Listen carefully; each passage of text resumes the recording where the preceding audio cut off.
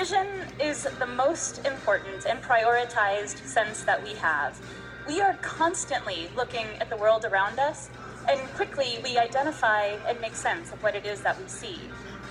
Let's just start with an example of that very fact. I'm going to show you a photograph of a person just for a second or two, and I'd like for you to identify what emotion is on his face. Ready? There you go.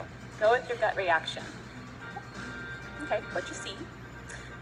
Well, we actually surveyed over 120 individuals, and the results were mixed. People did not agree on what emotion they saw on his face. Maybe you saw discomfort. That was the most frequent response that we received. But if you asked the person on your left, they might have said regret or skepticism. And if you asked somebody on your right, they might have said something entirely different, like hope or empathy. So we are all looking at the very same face. Again, we might see something entirely different because perception is subjective. What we think we see is actually filtered through our own mind's eye. Of course, there are many other examples of how we see the world through our own mind's eye. I'm going to give you just a few.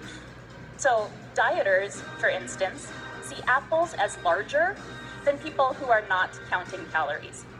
Softball players see the ball as smaller if they've just come out of a slump compared to people who had a hot night at the plate. And actually, our political beliefs also can affect the way we see other people, including politicians. So my research team and I decided to test this question. In 2008, Barack Obama was running for president for the very first time, and we surveyed hundreds of Americans 1 month before the election.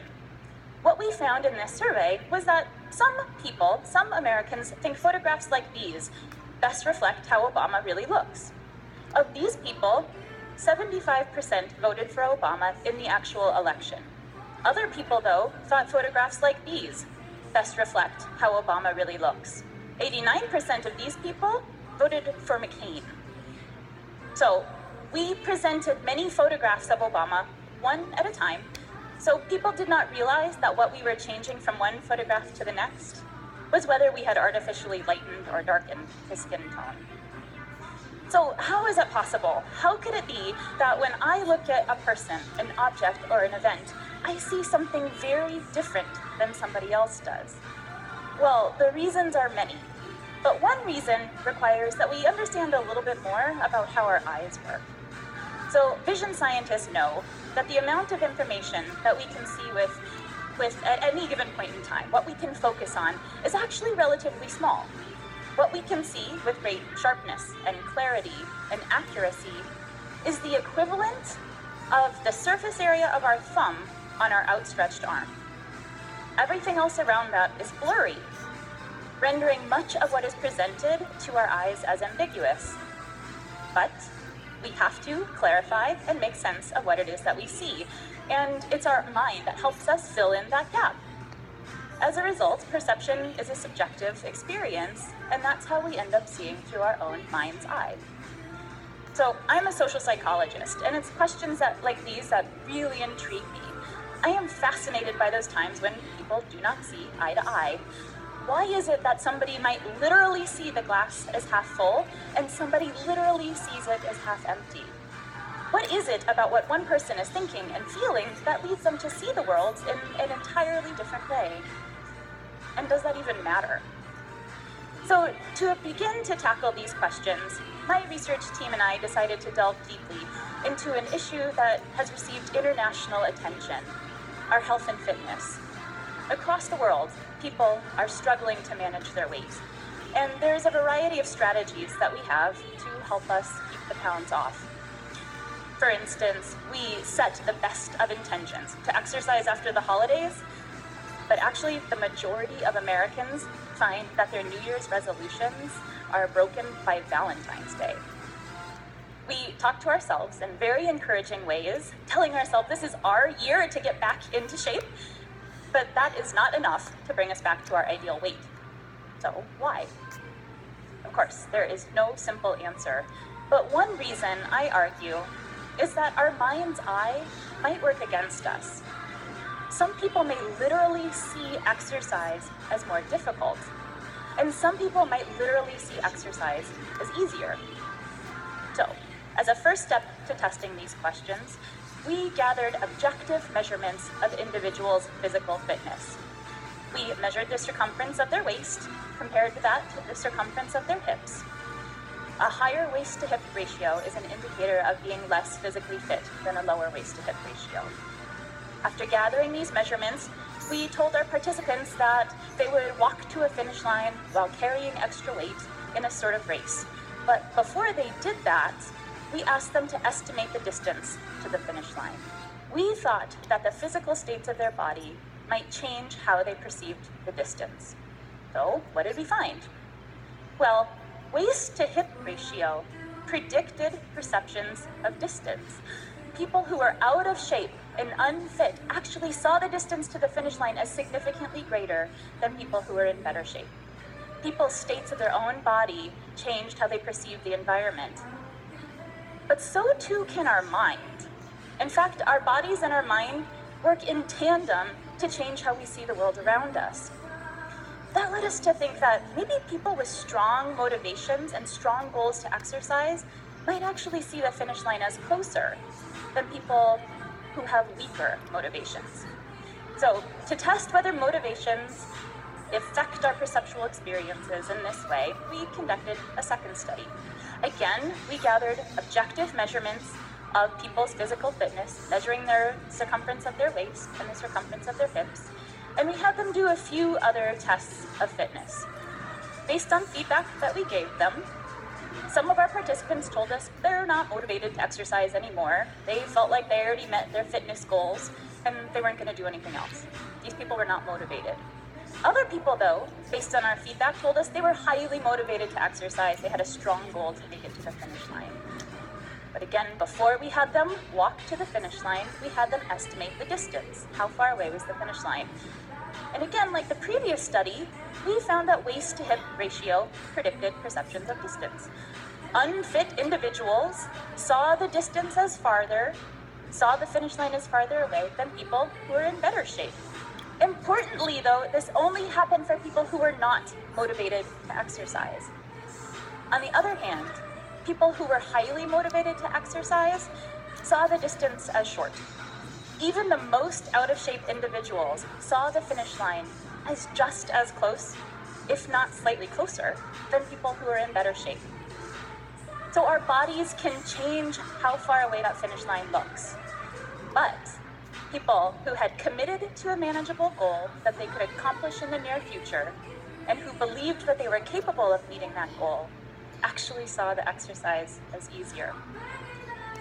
That led us to wonder, is there a strategy that we could use and teach people that would help change their perceptions of the distance, help them make exercise look easier?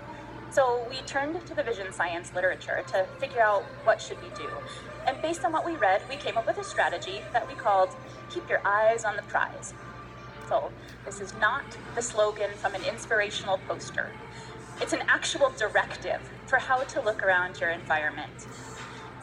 People that we trained in this strategy, we told them to focus their attention on the finish line, to avoid looking around, to imagine a spotlight was shining on that goal and that everything else around it was blurry and perhaps difficult to see. We thought that this strategy would help make the exercise look easier. We compared this group to a baseline group. This group, we said, just look around the environment as you naturally would. You will notice the finish line, but you might also notice the garbage can off to the right, or the people in the lamppost off to the left. We thought that people who used this strategy would see the distance as farther. So, what did we find? When we had them estimate the distance, was this strategy successful for changing their perceptual experience? Yes. People who kept their eyes on the prize saw the finish line as 30% closer than people who looked around as they naturally would. We thought this was great. We were really excited because it meant that this strategy helped make the exercise look easier. But the big question was, could this help make exercise actually better? Could it improve the quality of exercise as well? So next, we told our participants you are going to walk to the finish line while wearing extra weight. We added weights to their ankles that amounted to 15% of their body weight. We told them to lift their knees up high and walk to the finish line quickly. We designed this exercise in particular to be moderately challenging, but not impossible, like most exercises that actually improve our fitness. So, the big question then, did keeping your eyes on the prize and narrowly focusing on the finish line change their experience of the exercise? It did. People who kept their eyes on the prize told us afterwards that it required 17% less exertion for them to do this exercise than people who looked around naturally. It changed their subjective experience of the exercise. It also changed the objective nature of their exercise. People who kept their eyes on the prize actually moved 23% faster than people who looked around naturally. To put that in perspective, a 23% increase is like trading in your 1980 Chevy Citation for a 1980 Chevrolet Corvette. We were so excited by this because this meant that a strategy that costs nothing, that is easy for people to use, regardless of whether they're in shape or struggling to get there, had a big effect. Keeping your eyes on the prize made the exercise look and feel easier even when people were working harder because they were moving faster. Now, I know there's more to good health than walking a little bit faster, but keeping your eyes on the prize might be one additional strategy that you can use to help promote a healthy lifestyle. If you're not convinced yet that we all see the world through our own mind's eye, let me leave you with one final example. Here's a photograph of a beautiful street in Stockholm with two cars. The car in the back looks much larger than the car in the front. However, in reality, these cars are the same size. But that's not how we see it. So, does this mean that our eyes have gone haywire and that our brains are a mess? No, it doesn't mean that at all. It's just how our eyes work. We might see the world in a different way, and sometimes that might not line up with reality, but it doesn't mean that one of us is right and one of us is wrong. We all see the world through our mind's eye, but we can teach ourselves to see it differently. So I can think of days that have gone horribly wrong for me. I'm fed up, I'm grumpy, I'm tired, and I'm so behind. And there's a big black cloud hanging over my head. And on days like these, it looks like everyone around me is down in the dumps too. My colleague at work looks annoyed when I ask for an extension on a deadline. And my friend looks frustrated when I show up late for lunch because a meeting ran long. And at the end of the day, my husband looks disappointed because I'd rather go to bed than go to the movies. And on days like these, when everybody looks upset and angry to me, I try to remind myself that there are other ways of seeing them. Perhaps my colleague was confused. Perhaps my friend was concerned. And perhaps my husband was feeling empathy instead. So we all see the world through our own mind's eye. And on some days, it might look like the world is a dangerous and challenging and insurmountable place. But it doesn't have to look that way all the time. We can teach ourselves to see it differently. And when we find a way to make the world look nicer and easier, it might actually become so. Thank you.